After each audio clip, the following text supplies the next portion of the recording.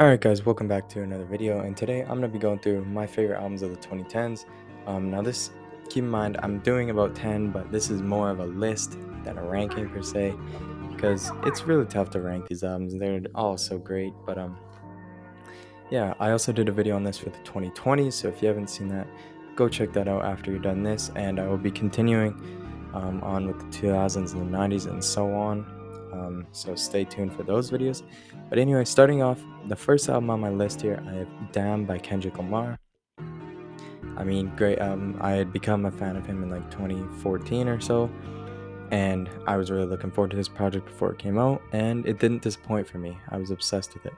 Like 12-year-old me was like spamming musicallys with this, just trying to push the sound out. Even though it was popular, I was just still trying to promote for Kendrick, but oh well, I guess. The second album on here, though, I have Bon Iver's self-titled project. This came out in 2011, and I absolutely love them. This is a great band here. I don't know, it's just perfection. You know, the albums aren't too long. You're only gonna get about 9 or 10 songs out of them, but they're all gonna be good, and that's something that a lot of artists nowadays don't do. They're trying to add as many tracks as they can just to stream farm, right? And that's especially like going back to the 2010s here. This is kind of before that, right? So you don't get as much of that. These albums are really, it was really nice looking back at these albums to do my research for this video. But anyway, the third album I have is 24K Magic by Bruno Mars. I mean, again, Bruno Mars, he always comes out with quality, not quantity. You know, only 4 albums from him, but every single one is good. And this one is my favorite from him, I think. Obviously, An Evening with Silk Sonic was on the 2020s video that I made, and we're seeing him again on here. And this is also, disclaimer, his only album on this list here. I don't have his other 2. But the 4th album on my list here is Flower Boy by Tyler, the Creator. This is one of the first, I think it was like my 3rd or 4th vinyls that I ever bought. So that's a cool little fun fact, I guess. At 6, Good Kid with Mad City by Kendrick Lamar. This album, I mean, it got me into Kendrick Lamar. It's been one of my favorites ever since then.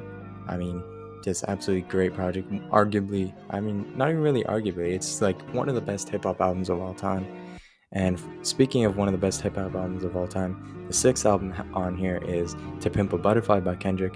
Now, this album was the first vinyl I ever bought, so, you know, that's special to me, of course. And again, I'm a Kendrick fan, so, you know, gotta show Kendrick on here. We already got 3 albums from him, and he was on the 2020s one as well.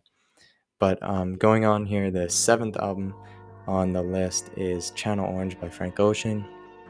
I mean, 2012, you know, way ahead of his time. When you're looking back, you're like, damn, this came out in 2012? Like, that's crazy. But moving on, speaking of kind of like revolutionary or ahead of their time, Eigor by Tyler, the Creator. I mean, this one's great project by Tyler, easily his best project, in my opinion.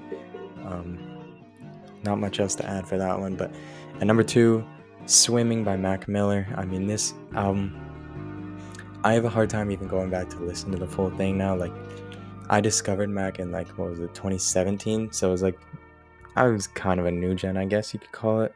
He's been making music for quite a while before that, but when Swimming released, that was the point where that was the first album he had released as me being a fan. You know, he had already released The Divine Feminine by the time I discovered him. And when he passed shortly after this, that was absolutely heart-wrenching for me. And I mean, yeah, it's just so tough going back to that one, especially going back to Circles too. That one's tough too. And then at the 10th album here, probably my favorite, I don't know though, Blonde by Frank Ocean. I have this vinyl. I just want to put it out there. I have this vinyl and I got it before the huge restock. All right. Little mad at Frank for that huge restock. You know, the value of my vinyl probably went down because of that, but oh well, I guess. We'll get over it. But anyway, yeah, those are my 10 favorite albums of the 2010s. Leave a comment. Let me know some of your favorite albums of the 2010s that were not on my list. And leave a like and subscribe, and I'll catch you guys in the next one.